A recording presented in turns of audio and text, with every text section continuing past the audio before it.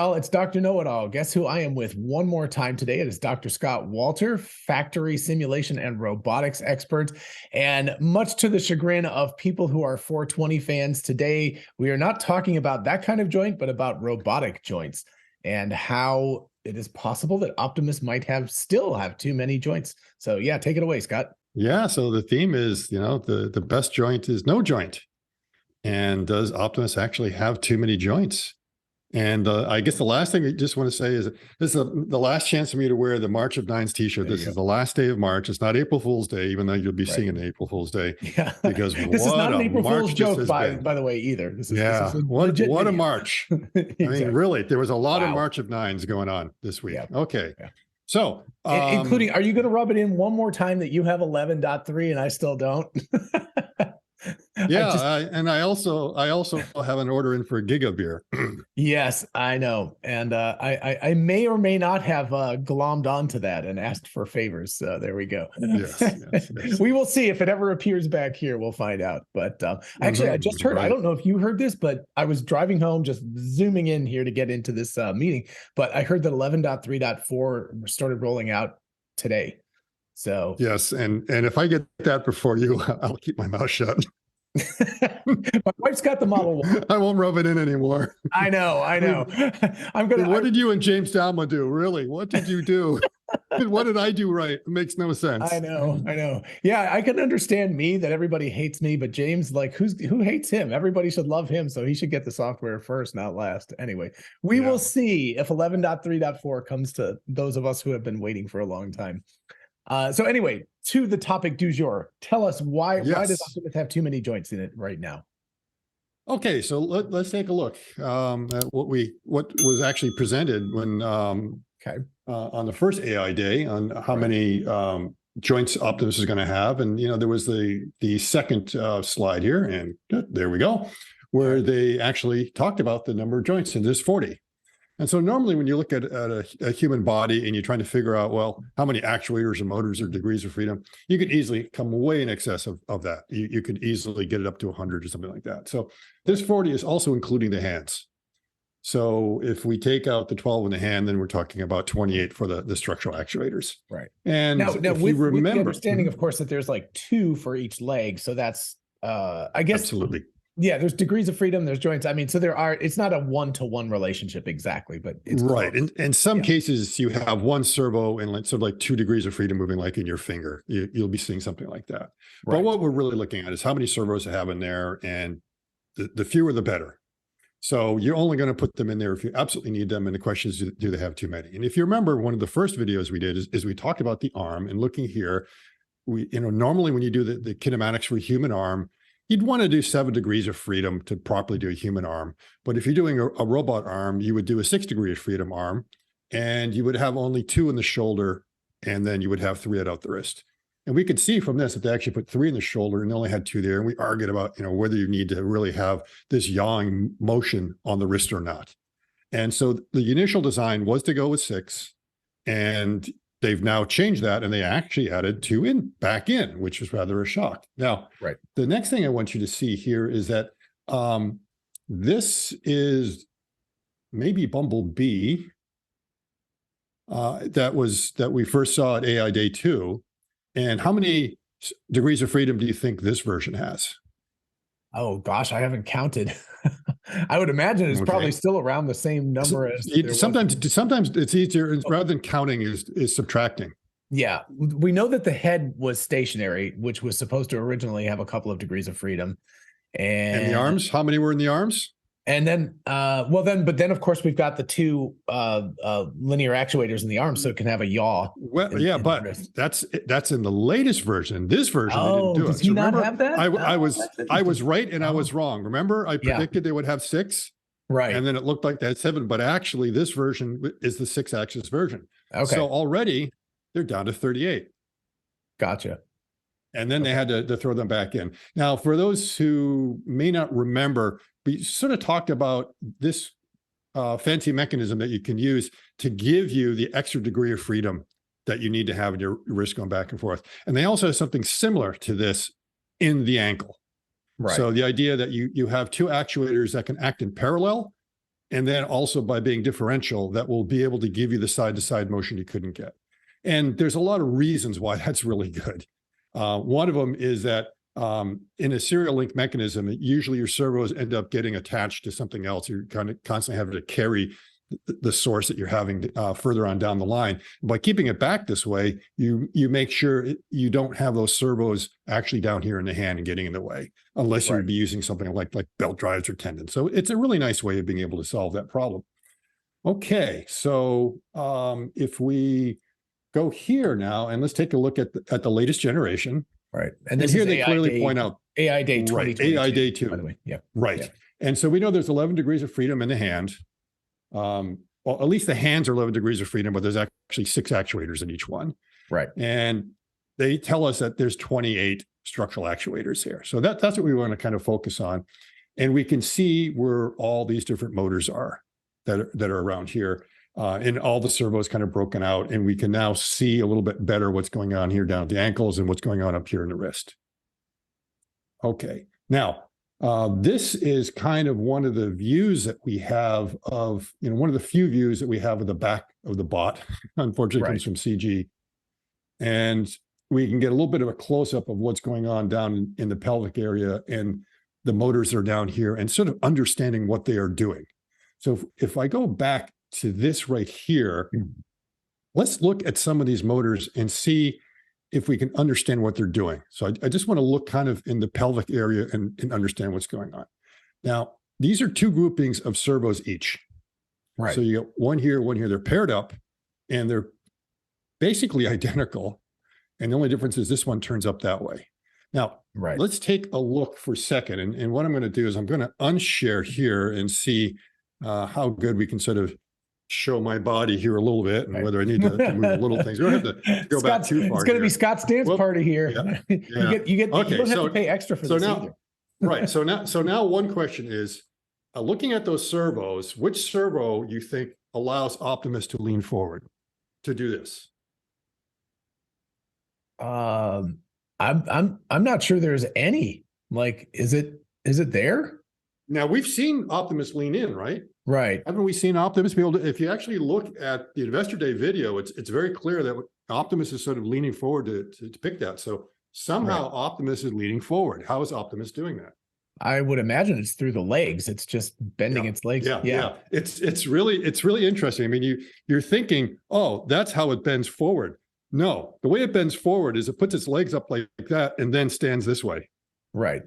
There is no degree of freedom there. Now, if I ask you about your torso, you've got 3 degrees of freedom in your torso, right? You get the bend forward, right? You've got this twisting this way, and you've got the leaning side to side. Of those 3 degrees of freedom, which one do you use the most? I mean, when you think about it, okay, it's like you're doing sit-ups and stuff like that. Right. Which one do you typically use more day to day? Well, I mean, I'm going to take a guess from the way Optimus is designed that you use the twisting motion the most because that's the one that's enabled for him. Probably not that much. I mean, for a lot of people, it seems like you're kind of using that axis right there. Right. So that's the one that seems to be the most powerful. Right. And now then, how much do you? I mean, then the second one would be this twisting, right? Right. And not very often that you're doing this kind of motion. And this one here, it's like, you almost don't need that, right? Right. Now, okay, so we're going to look here and we're going to see that there is this motor right up the center, which is allowing us to do this. Right. And then there's a motor that allows us to do that. And I mean, come on. I mean, this with the torso, no one really needs that. So do we even need that degree of freedom? Can we get rid of that? What's the importance of having that degree of freedom? All right. What's that you calling the next thing? Fruit? Is that the strawberry that's on the ground just waiting to be picked up? Yeah. Well, we're going to try to understand the importance of what's going on and why they bothered to put those things there. Now, if you look at like if you're going to make a computer character or something like that was able to walk along the screen, and you wanted to minimize the number of degrees of freedom, how many do you think you could kind of get away with in order to get some sort of figure that's able to walk? Oh, I actually kind of know this since I do 3D animation, and you can do it with basically peg leg characters.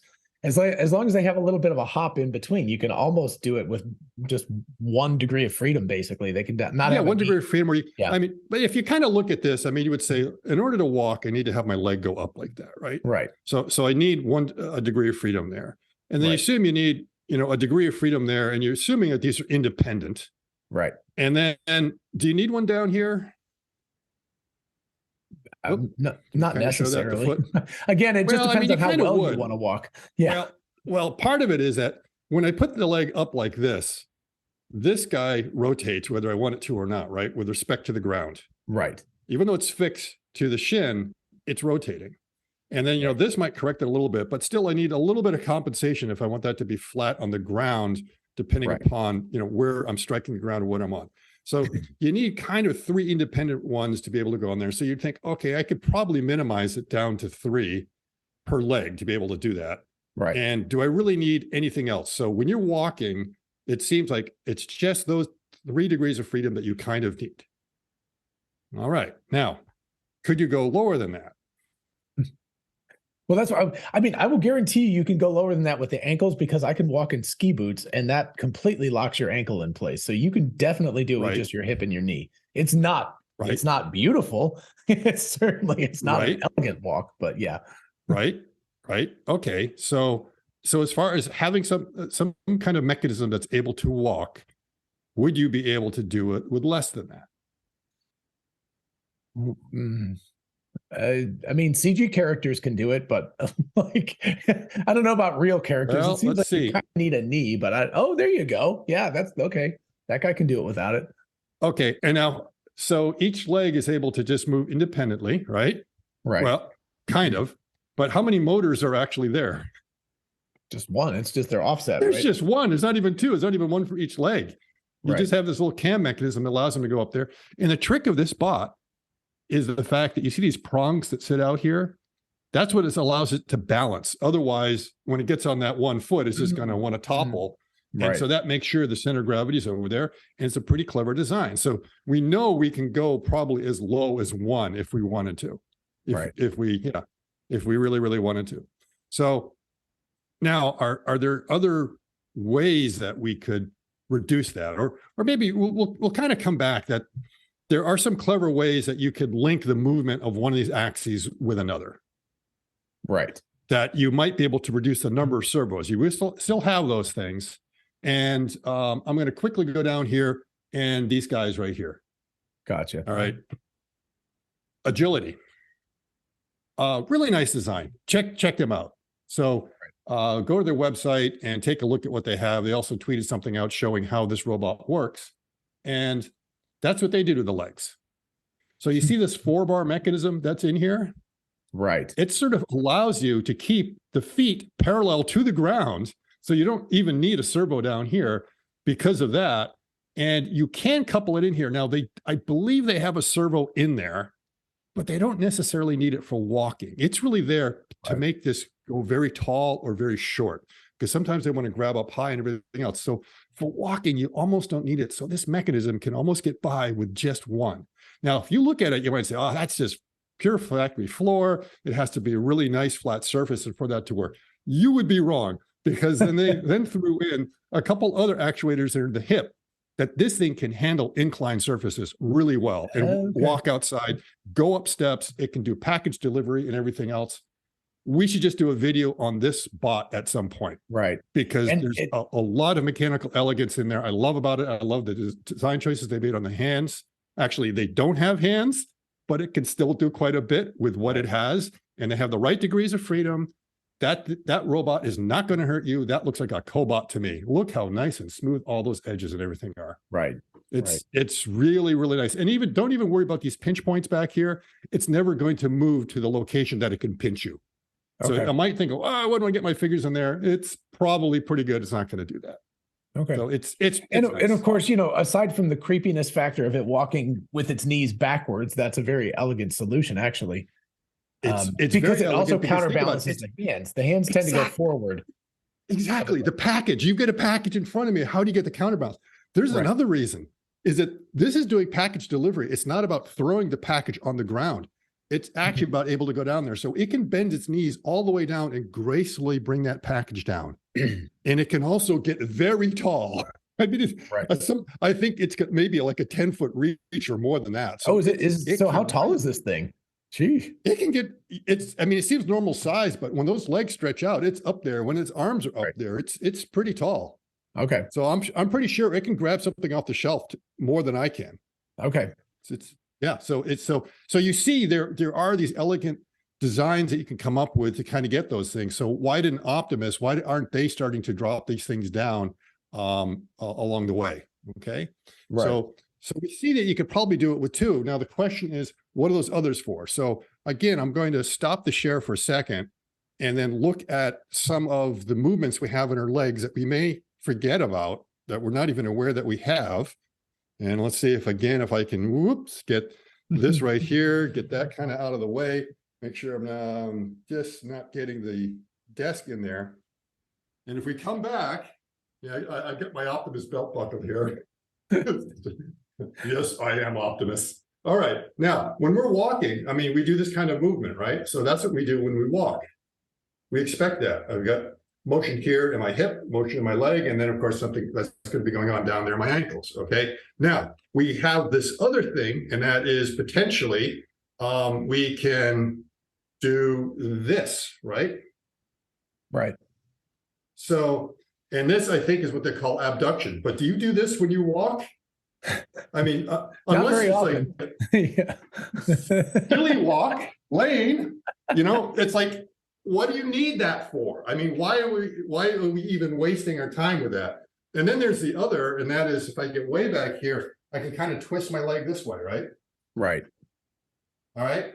So I can make my toe go out that way. I don't know if that's like supination, pronation. The other one's like abduction, something like that. But it's like, you don't need those, do you? Are they? What's the importance of those? I really don't understand why you need to have that degree of freedom to walk. So let's just get rid of it. Okay. So you're saying you can get rid of two actuators in the legs that allow for the sort of supination, pronation, like. Well, it's there. The question is, why are they bothering to put it there? And right. It seems to me that if you wanted to, if the best joint is no joint, then let's get rid of that. Let's completely get rid of that. So let's go down this. Let's explore this. Okay. And understand. Now I will have a counterexample, which is when Optimus picks up the arm in the video, you can see it definitely knock knees itself for a minute. It turns its knees, which means it is utilizing those motors. Yeah, but come on, we could probably get by without it. Do we really need it? Do we really need it, John? I don't know. Okay. All right. So, let's go down to your rabbit hole. Let's see where we can go. All right. So now let's go ahead. And so remember, we came up with this actuator design here. And we have three different sizes of rotary actuators and also of these linear actuators. And we come to the next one here. And so we can look at the overall design here. And we can see that right down here in the legs, we have the linear actuators that allow basically the hamstring or the femur to go up and down, right? Right. And also that's where you are moving the lower part. Your shin, the lower leg is moving as a result of an actuator that's built in here. So they actually have two actuators built in the upper leg. And then we can see this class of other actuators down here, linear actuators that are moving this joint back and forth. Okay. Now these, I mean, we can clearly say that that's very important to walking, right? And because those two that are there are what's making your leg go up, bending the knee, and then you have this down here. So the question is, it looks like these two drives here are more important than the ones down there. And if we look at the diagram that's on here, we can see these different linear actuators. Right. And these are the ones that are basically your hamstring. And also, so you get your hamstring and your thigh. Yeah. Now, here's your calf muscles. These are your calf muscles here. Right. Now, remember with that mechanism we talked about, that's got that parallel mechanism. Yes. So you would think that, that must mean in my pitching motion, when my foot has to move up, right, I probably don't have as much pop as I do up here. Right. And you would be wrong, because remember, both of those can be used in parallel together to take your foot and move it up. Multiply that by 2. Yeah. That gets pretty close to that. Yeah, there. That's 7,800. Right. Versus eight, it's, for all intents and purposes, you put those two together, you practically get another one of those down there. Right. So those are clearly the three that are the most important. Now, so we've talked about in the torso, we have that rotation, we have the supination, we have the abduction, all that. So in the pelvic area, which of these rotors do you think are the ones that are used? Would you be using this one or that one?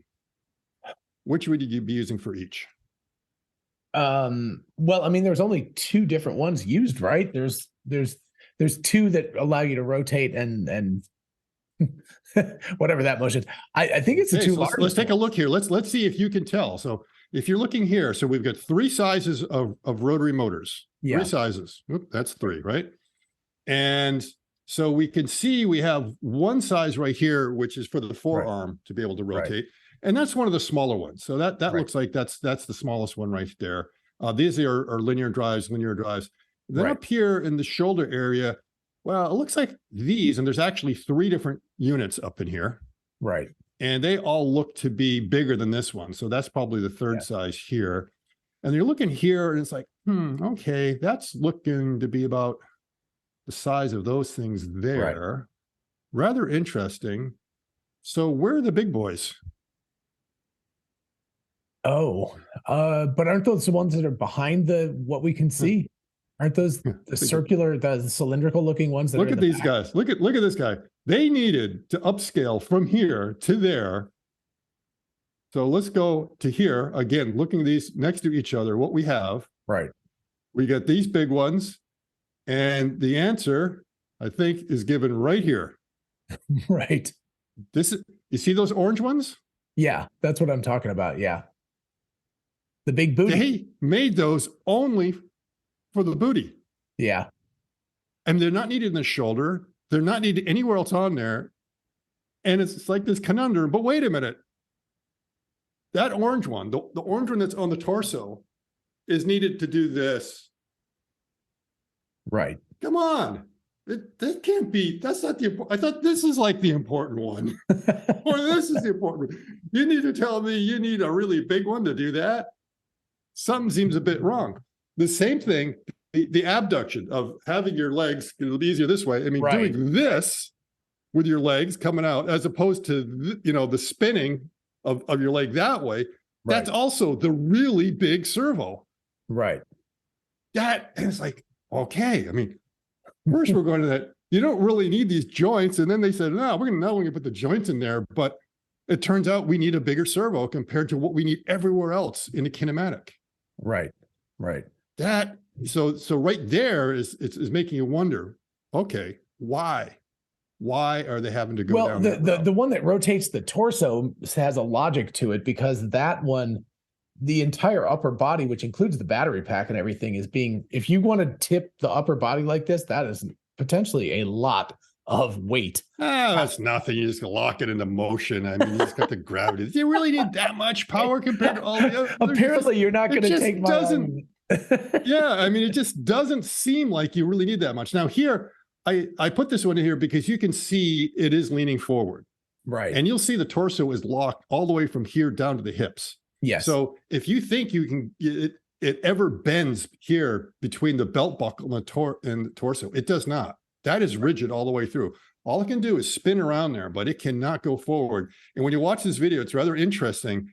It's all, it's all in the hips as far as the leaning forward. Well, they tell you to lift with your legs. So there you go. Right. But see, that's the redundancy we have in our human body. Right. So they eliminated a joint that way. Now, in our human body, when it comes to like the rotation along this axis, I've got so many ways to do it. I could do it with my head, of course. And of course, if the whole idea is so my eyes can see something to the left or right, well, I can do it with my eyes too for a certain amount. And then at some point that comes in. And then, of course, I can rotate my spine a little bit. And finally, I could just take my feet and move around that way. That's really needed. So in many ways, you're almost like, you don't even need any of those joints there. Get rid of them, get rid of them, get rid of them. So they have clearly done that. And that's what a lot of people will do in humanoid design, decide to go ahead and get rid of that. Now, here again, this is what you were talking about earlier. We can see, because the toes are kind of coming on in, that you have that degree of freedom to be able to do it. And again, this leg is 6 degrees of freedom. The arm we talked about being 7, and they needed the 7th because we wanted redundancy in the elbow, but we also needed this kind of thing. And the whole idea is that if you just want to put your palms flat on a surface, you really don't need that degree of freedom if all you want to do is get it flat on the surface. Same thing with your feet. If there's no reason for your feet to have to point in one direction or another, you just need to come down the surface, you don't need that degree of freedom, and it's not there. Right. However, they have what seems to be an extra degree of freedom in the hip, because it's really a 5-axis problem. What I've just described, most roboticists say that's a 5-axis problem. So why do we have 6 degrees of freedom if they're unnecessary? Right. So there is extra movement up here in the pelvic area that is key to walking. One of them is to do the pivot, of course. Right. And then there's others. So, okay, we already kind of took a look at these slides here. And so, we're looking at the actuator configuration that we have here, the different sort of force sensors and all. Okay. I can't remember if there was any particular point I wanted to bring. This is, I think, the important one that we want to look at. And that is, it's all about this evolution of walking. Right. Everything. So when they first start out here, I'm never sure which control it is I'm supposed to be using here. There it's starting to move. And they're talking about here just the first steps. Right. And what I want you to see is it is walking only 1 year ago, pretty April much 2022. That's crazy. Oh yeah, exactly. So in here, there's no motion going on here. They are not using these servos. They're only moving the upper leg, the lower leg, and the ankles to stay on the ground. Right. Okay, that's all that's going on. And then they move along, and eventually it kind of begins to understand in the simulation what joints it needs to start unlocking and start using. So now you have the pelvis unlock happening. And here you're starting to get a lot of motion. Now, what I want you to see is very interesting here is the movements they're getting. You would think the pelvis should be going side, or say your torso should be going side to side like this when it's going. Right. What I want you to see is that when it's moving forward, that torso is rock solid in the same orientation the whole way. Yet that pelvis is swaying back and forth and back and forth and back and forth. Which is what we humans do as we walk. Of course, as we don't. We don't realize that. Exactly. We don't realize that. Yeah. Yes. Yeah. And especially if you're Barry Sanders, you really know how to use that. Right. To your entire mechanical advantage. So, the arm sway is coming in here, but just look at that. But look at what the hips are doing. The hips are like all over the place, but that torso and I'm also noticing straightforward. The large motor is being utilized more than you would think in the butt area. So yes. And then eventually you're going to start to get the toe off. Now, so why do they have such big motors back there? Watch the belt buckle. You can really see how the hip. Oh yeah, it's swaying all over the place. Yeah, definitely is swaying all over the place, and that is the whole trick to having everything go here. And eventually, you're going to get a toe off. And in this simulation, it's getting a bit interesting because we don't have like the good arches. And usually, when you have contact with the surface, you really want to have surface-to-surface contact. Right. You don't want to have an edge on a surface because you suddenly get this discontinuity of going from that surface to suddenly there, your force loads and everything just get kind of strange, which is why we kind of talked about, well, maybe we'll have like a toe box or something like that in the front that will flex or bend to make sure at least the front of your foot is down there. And there's no indication of that. It's completely flat.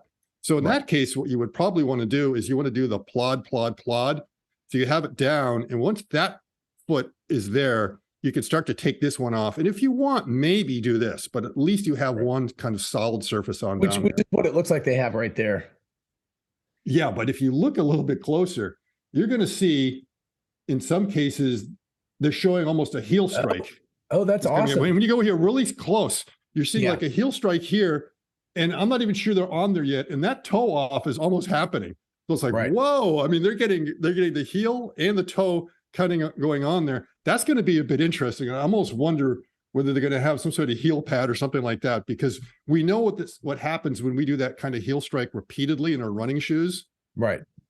that wears out really fast because you're coming down on that. You're not coming down flat. You're coming down on that edge, and that edge is going to want to wear and wear and wear. Right. And it's also creating like a lot of excess forces that now your structure and everything has to account for, especially when it comes to balance. Now, if you're just kind of, let's say you're standing up and you're a little bit asleep. You're a little bit tired, but you're staying up. And I come up and I just give you a little bit of a nudge. Right. You react like before you're even aware of it. Right. You react really quickly, and your fast twitch muscles just do something to throw your leg out or do whatever you have to do to recover from the balance. Right. And that requires a lot of force or a lot of torque. Right. It doesn't necessarily require a lot of energy, but it needs something that can just deliver that little punch right when you need it to be able to compensate it. So the whole key to balance is to be able to really rapidly react to something, because that's the whole idea of F equals ma. Yeah. Is people look at the one side of the equation as it's force, and like force must be a lot about punching. It's like, no, it's the other side, the ma. Look at the A, it's the acceleration that's important. And the only way to get acceleration is to have large forces. So if you need that rapid instantaneous acceleration to change direction and move something around, you need that.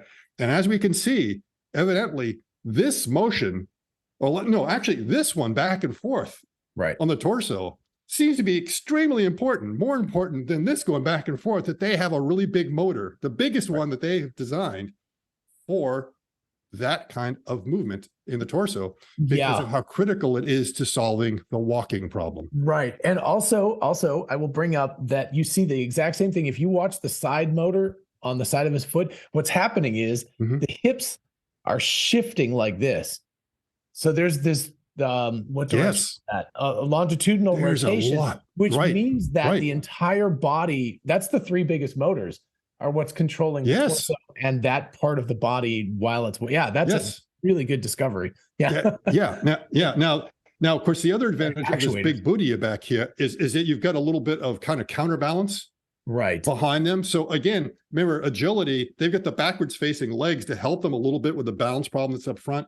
It doesn't hurt that maybe your center of mass is able to stay shifted back on your heels and not fall so much forward on and that will allow you to make your knees straighter rather than you being in that crouch position the whole time, where they're trying to make sure that they have, because what they're trying to do is they're trying to make sure they have a really good static margin. So along your whole foot, so long as your center of gravity is along your foot, you're okay. Right. And as soon as it starts to shift up towards one of them, you're losing a little bit of static margin, and you get to a point that now you're going to lose your balance. Right. And we all know that as humans, that if we stand straight on our feet, everything is okay. If you start to lean forward, you can begin to feel it on your toes, especially on the balls of your feet. And if you don't start putting a little bit of tension in your toes, if you let that toe box flex, you are just going to fall over. Right. So at that point, you are fighting it. And of course, you're fighting to the point you're trying to keep your heels down. But if I resist, suddenly my heel is coming up, I'm gonna fall over. Right. So their decision is it's much better just to keep that whole structure flat and not have to worry about putting something in the front to be able to provide the balance you need, so long as your static margin remains within there. As soon as you go over it, you're going to topple. Right. And then, but of course, as humans also know, it's much worse going backwards because we have no foot facing backwards. So the thing you really don't do is lean backwards. That's much worse than leaning forwards. So yes, much worse. And I would demonstrate, but I don't want to fall over on my butt. Right. So I mean, that's what it's my argument of first I would say, they get way too many, but now you kind of look at it, it's like, well, maybe they do have it, especially if you want this thing to walk. Right. Especially if you need it to be able to walk, especially if you don't have good balance and you want it to be a little bit faster. And this again kind of goes back to this whole story you've been saying, is like, do they have enough bots? Right. And they've been able to, within the simulation, sort of get that kind of walking motion, but we haven't seen it in reality yet. Right. Because in the Investor Day video, it wasn't walking anything like that. There was no toe off or anything going on there yet. No. So it may be that the only way you can do it, and this has been brought up in the past couple of days by a lot of people in the AI community saying, everything is about data. And just having a couple of bots walking around is not going to be enough. It seems like you really need to have an army of bots that are learning how to walk, how to do all this. in all sorts of different environments. And it almost seems like there's an arms race going on now to see who can build the most bots the quickest. Right. Right. And the design we can see is all about building these robots really easy. So we had kind of that discussion with Randy. You know, you'll probably have your fill of me this weekend. I'm the April Fool, I guess, you know, and everyone's going to be dealing with. There you we go. sort of talked about what it's going to be like to build Optimus and how that it's just designed to be thrown together very, very easily. The assembly process is easy. And because of that, you can get this army of bots that you need rather rapidly to be able to go through all the repetitive training you're going to have to do again and again.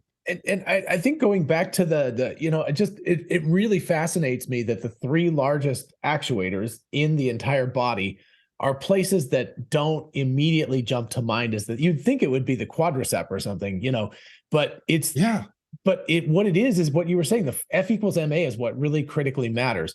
You've got to be able to apply a huge amount of force very rapidly at a very specific point in order not to topple over as you lift your foot up.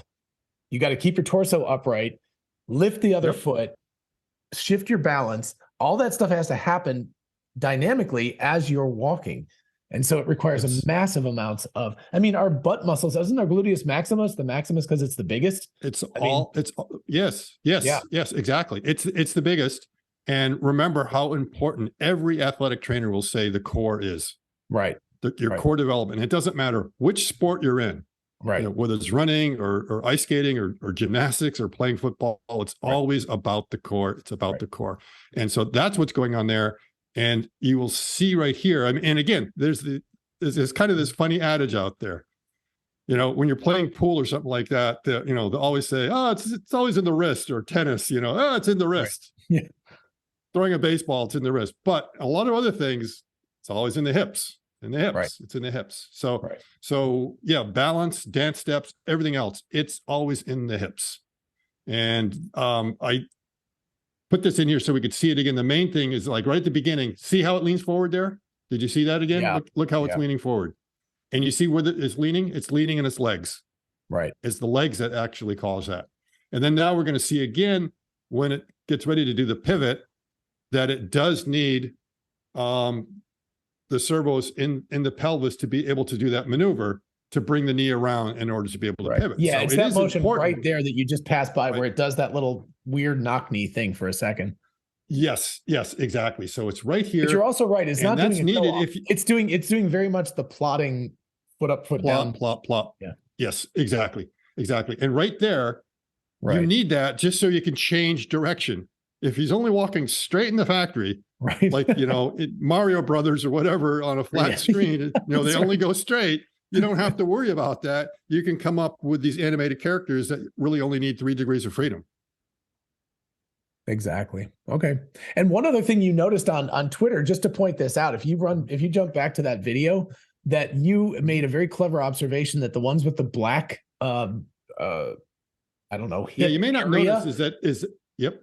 Those are the older ones, and the one with the silver hip area is the newer one.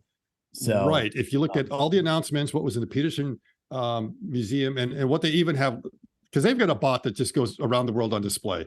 And that was probably like a Pathfinder. There's no wires in it and everything else. Right. I'm not even sure that the actuators are working. They've taken a lot of stuff out of it.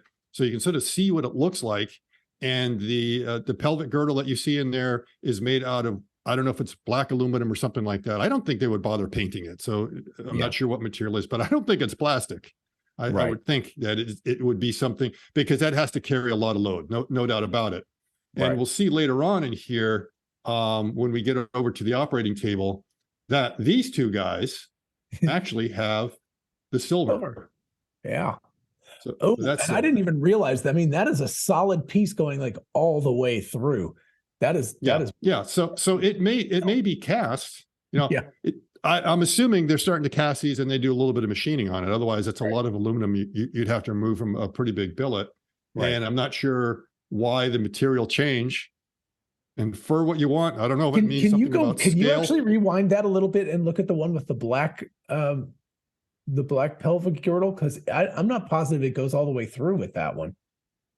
Oh, it does. It does. The whole Okay, thing is, it doesn't look the whole like thing is, yep, in the front and the back. to me. It's not as substantial. Like, see how it's kind of like just it's a skeletal thing. I don't think there's actually that same piece there. So I think that's it might be a little bit different. Yeah. So it's all the way over there, and it could, you know, what it could have been is it could have been made from 3 pieces and bolted together. Or yes, because you see, there's 2 bolts now in front of it that are kind of holding it in place. Well, I think those bolts are the bolts that attach it to the motors, the servos right there. But still, I'm wondering if there's like something it's really as substantial as the one that's in the newer ones. So yeah, there could be. So the newer ones look like they are. Whoops, I got to get to where the new one is.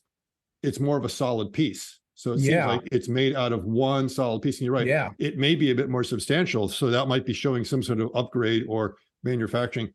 Or just the fact that they're able to die cast them now. You know, they may have come up with they like so they can die cast it. And notice how I don't think this belt buckle was like some cute afterthought they just thought of throwing on there. Right. Because you'll see it actually perfectly follows the design along there. And not only that, you can see a little bit of a bump out. Like there really is, it's a specially designed area for it to mount onto for a reason. I mean, if it was just something going to stick on a flat surface there just to have your logo on there, that's something else. And what have we been looking for like the past couple of weeks, John? What have we been looking for? You say it. We've been looking for a charging port. Right. And we haven't really seen it around the back, around the side. Now, we don't have to look for anything big. You know, everyone's been thinking it's going to be like the NACS. You don't need anything that big. And I just checked with Dan Carroll, who knows quite a bit about these, you know, he's an electrical engineer and a bunch of other things. And he's able to sort of figure these things out. It's like, all right, how big is a charging cable going to be? Right. And he's like, it's not going to be very big. It's you know, it's probably going to be maybe a little bit bigger than the speaker wire that I have here. It's not going to be super heavy gauge. Okay. So you don't even think as big as the plug on a standard 3-pronged US outlet. You think it'll be smaller than that, maybe? I think he said it might be like 3 to 5 millimeters is what the total diameter of the cable would be to be able to charge it. Oh, the cable. I was actually thinking about the plug itself. I mean, the cable. Now the plug could be substantial because you remember it might self-plug in.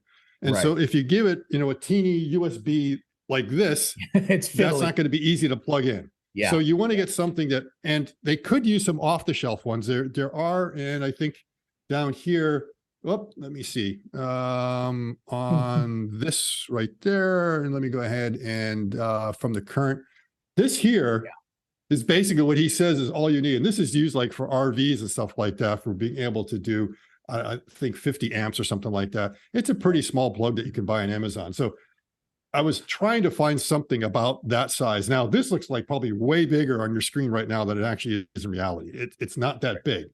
The thing is, what would be very easy for Optimus to be able to handle and to plug in without it just being like, you know, always like finicky, trying to get everything lined up. So they may come up with their own unique design for that. So there's no doubt that they could decide, yeah, we want to come up with something a little bit different in that case. So if we go here, so where's the charging port going to be? And my guess is that it's going to be in the buckle. Right. And I was saying like a whole team of those robots charging together is going to look like a bunch of guys at the urinal trough at the old football stadiums. And I guess if you want to use an analogy, that's about the thickness of the wire. Right. That's the bit that's the stream I'm talking about, the stream. All right. So that it's going to be about like that and not a whole lot more, but you may want to have something that's a little bit easier to snap in. And it makes sense that, you know, it could be right there. So I joked that it's going to be open charge port buckle. Right. Now, I don't know if they're actually going to bother to have the expense of having, the thing open up there and whether that's just kind of covering up right now. I would think you want some sort of cover over it. I would suspect you would not want something made out of metal, but out of plastic. Of course, they can make these things out of plastic, not only because it's lighter, but because plastic doesn't conduct. And now this goes a little bit counter to some of my arguments on why you wouldn't have the induction plate. The induction plate means you're going to have more wires and everything else running through the system. So putting it there means you do have to run a wire on up there, but I think you can piggyback on what's already down in that area already. So it's probably not a big deal. Otherwise, I just don't see where the ports are. And it's close to the center of mass. And as we talked about before, if you want Optimus to plug it in himself, it's going to be super hard to do it on his back. And the front is just one giant piece of armor. The other thing is, see, if you look right underneath here in the crotch area, right underneath there, you'll see these blinking lights. There is some sort of control units right on down here.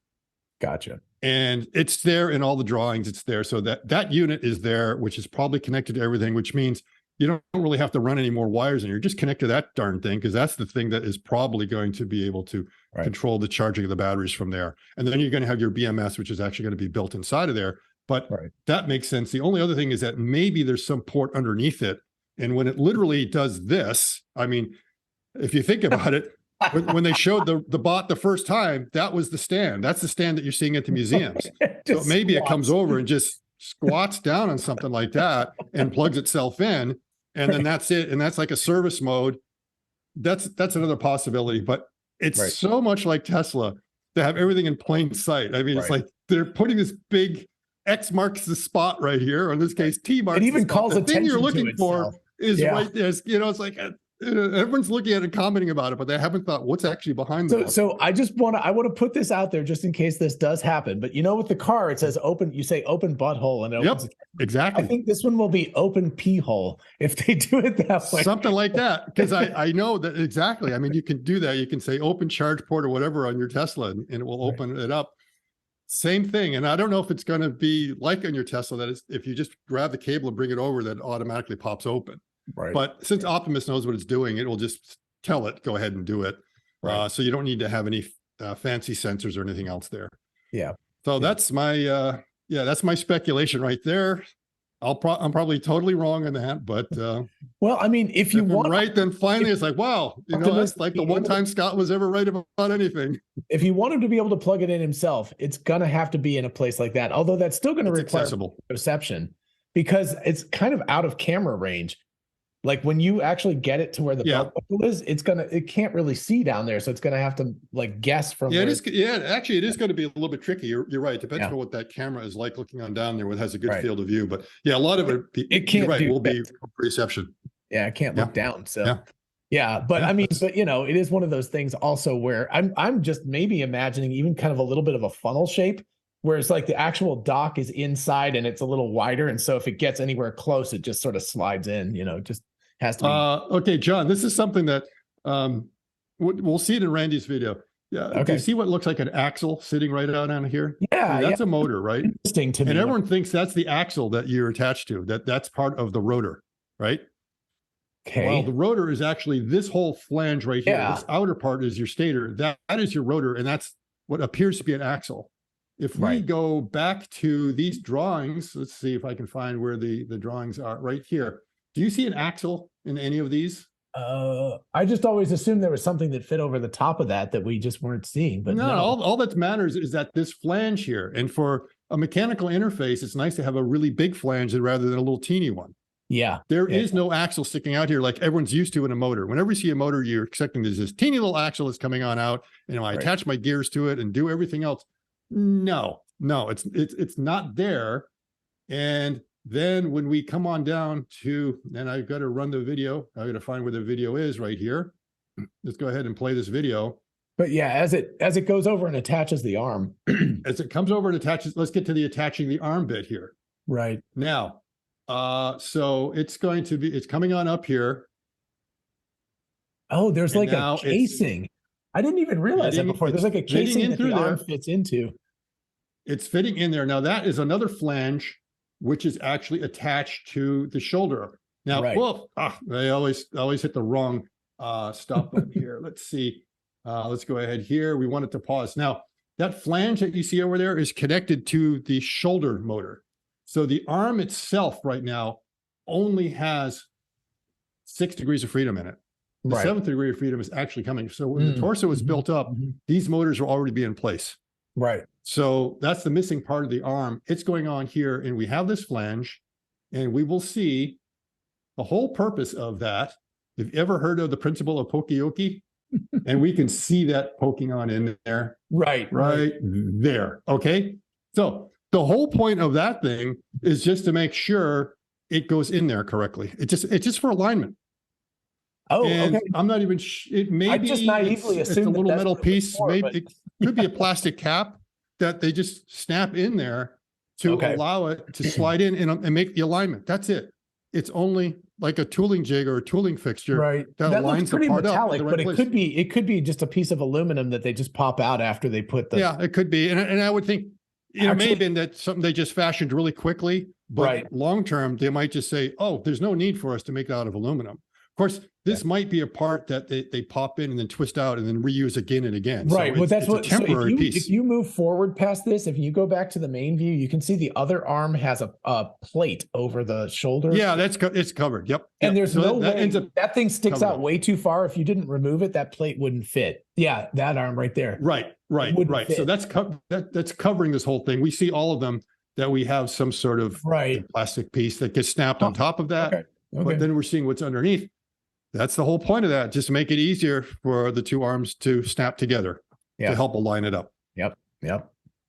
Yeah. So that's very standard in engineering assembly. If you want to make sure you don't screw up, then you create these parts so there's like only one way it can go in there. So the whole idea of a USB port is like, really only one way you can get it in there. You can't screw it up. And a lot of other things is that you make sure that only the right thing can go into the right port. So that's why they all have little different designs, and you make sure they're aligned. Like you remember the old RS-232 ports? Right. They had that kind of trapezoidal shape.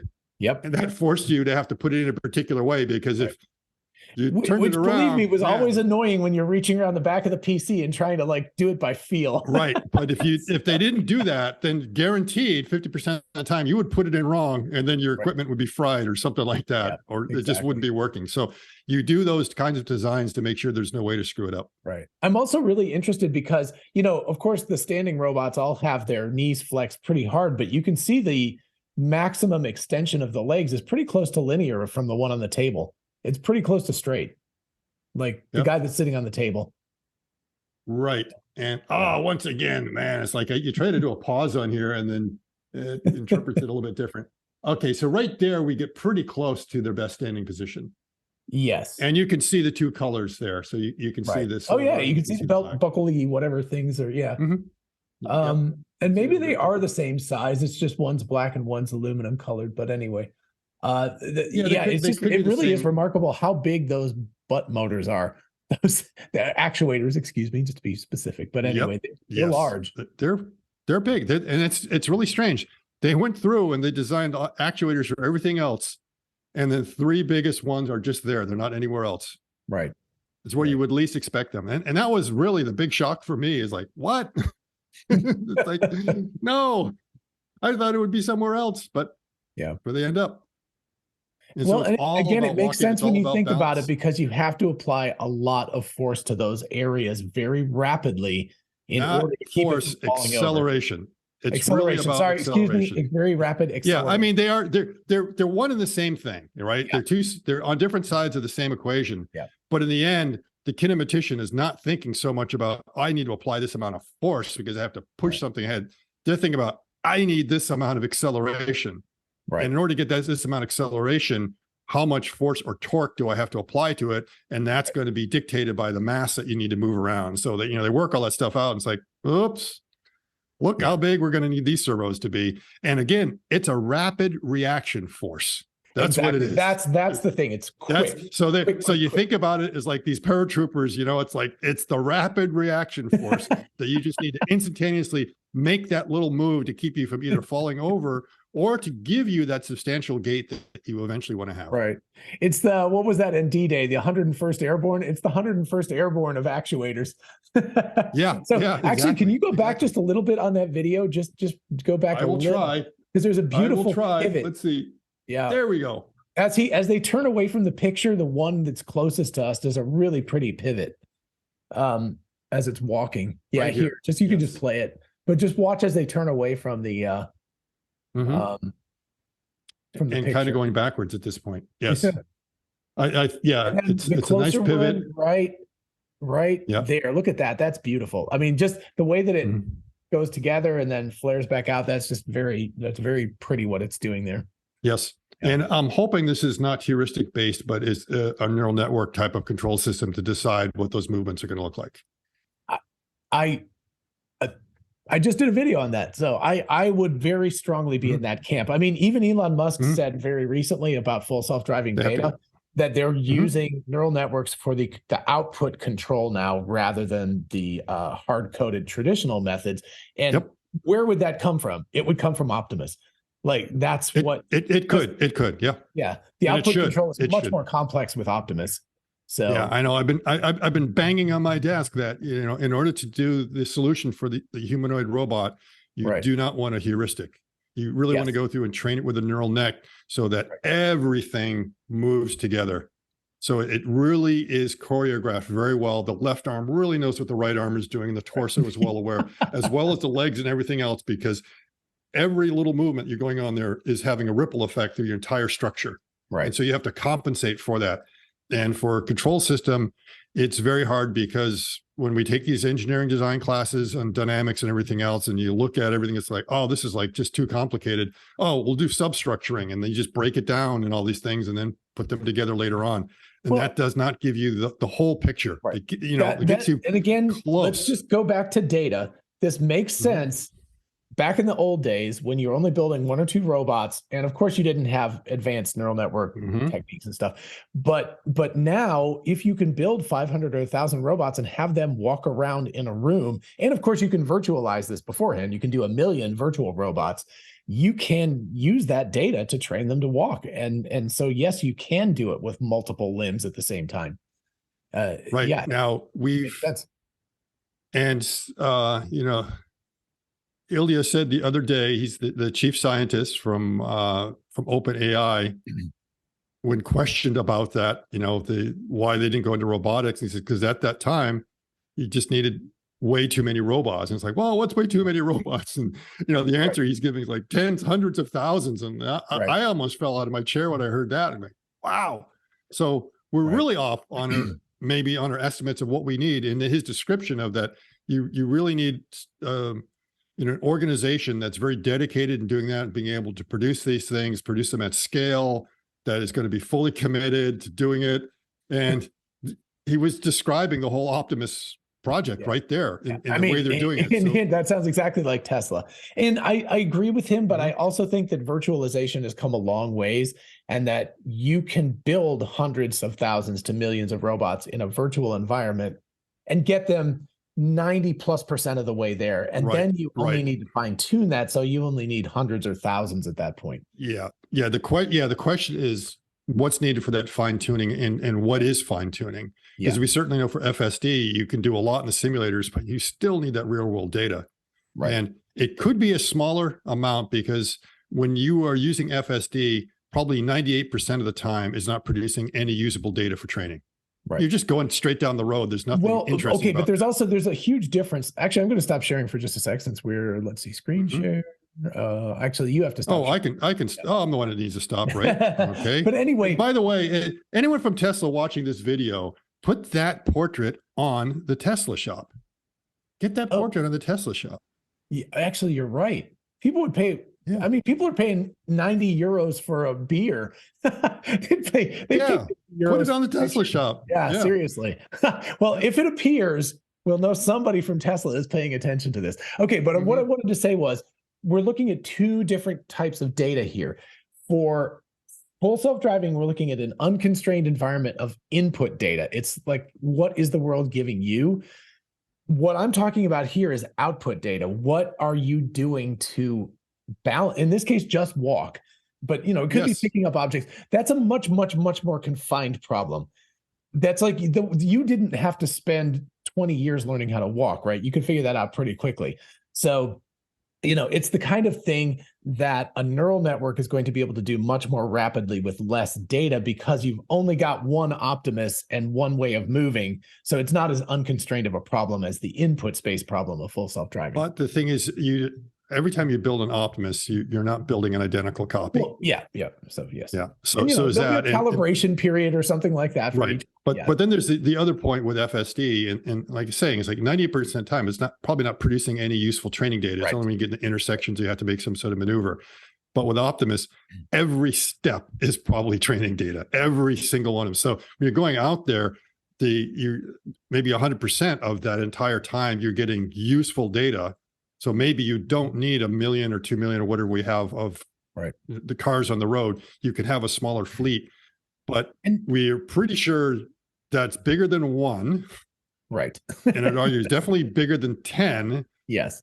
Probably more than 100. So it's thousands, right? Where thousands could be anywhere from 1,000 to 999. It's somewhere in between there, and it's just a question of what that order of magnitude is. And again, let's recall that what Tesla's looking at is producing lots of these things. So it's not like it has to be the perfect output control when they first start selling it. As long as it's won't be, and it will never be. Right. But I'm saying that they're going to change. When you have 100,000 of them out there, they can collect that data and they can make it a lot better.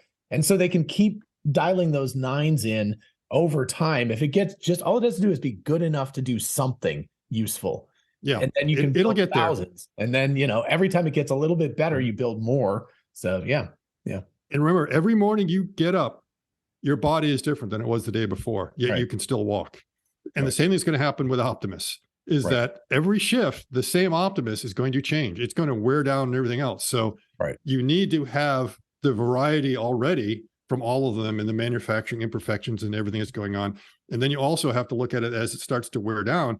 And it may be that it's really great very early on. And then, a year later, we're having a little bit of problem here. And they have to, constantly get that new data. It's like, what do we do when we start to see a degradation in the system and how we perform that? And if it really knows how to walk, then it will do it without a problem. Right. But I mean, we can see there's like cable runs inside the fingers to, and if anybody who's had a bicycle, like if you have that after a while, your brakes get loose because the cables stretch, even if they're metal.